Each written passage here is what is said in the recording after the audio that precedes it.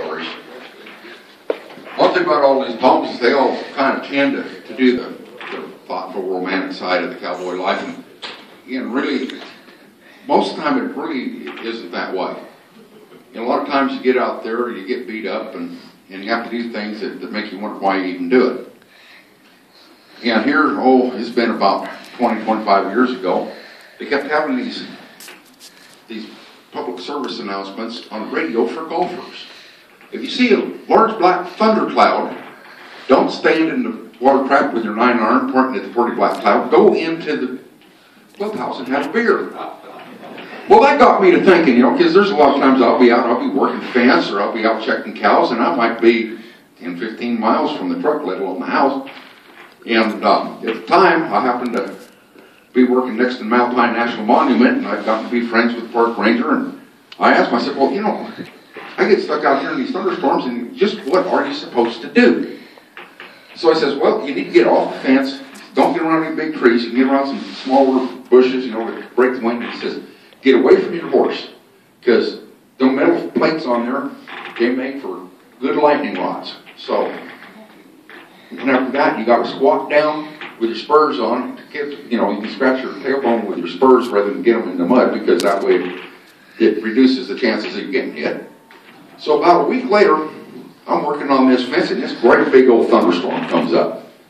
So, man, I get about 200 yards off that fence. I haul my horse, I get about 50 feet over there, and I'm sitting there like this for about 20 minutes.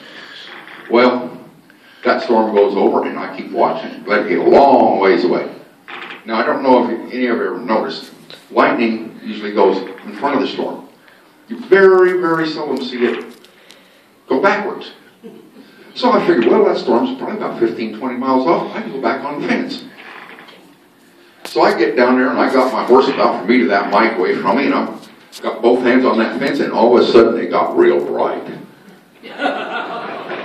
The next thing I know, I'm landing on the ground, and I'm going to bounce around about like a carp somebody catches and just throws up on the bank and just flops till it's dead. And I'm thinking, man, that must have been a little too close. Well, then I look over here, and my horse is on the ground flopping as well. Now, every flop, we keep getting closer and closer together, and I'm thinking, this is going to hurt. And I'm also, at this point, I can't feel my feet. But when I'm working, I always tuck my pants down and my boots on horseback. I had just bought a pair of brand new boots with bright blue tops, and I could see them flopping up in the air, so I knew my feet were still on. And I keep looking at horses getting closer, and he flopped over the top of me and didn't even touch me.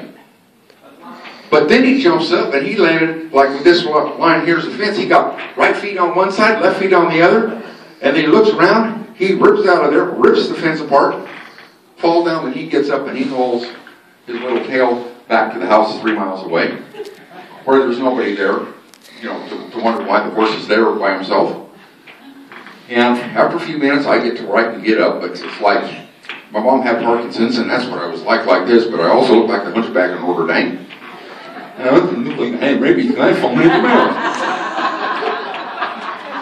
And I'm thinking now that I'm going to be able to maybe catch my horse when I get back to the gate, because I closed that sucker. Well, I'm going down the road, and I get to the gate, and that gate looks about the size of a basketball, about 50 yards off. I mean, that would have been a good wreck to see, and I didn't even get to see it. So I keep going, I'm thinking, well, I'm on the county road now. You can come and pick me up. They give me a minute, know me real well.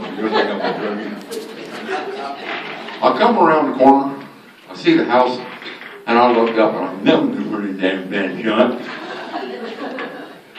That lightning had hit me so hard that on for those of you that don't wear cowboy boots, don't realize, but you got a little rubber spur guard on your boots. That hit me so hard it melted the spur guard on both boots. Then the very next summer, I go from New Mexico to Montana.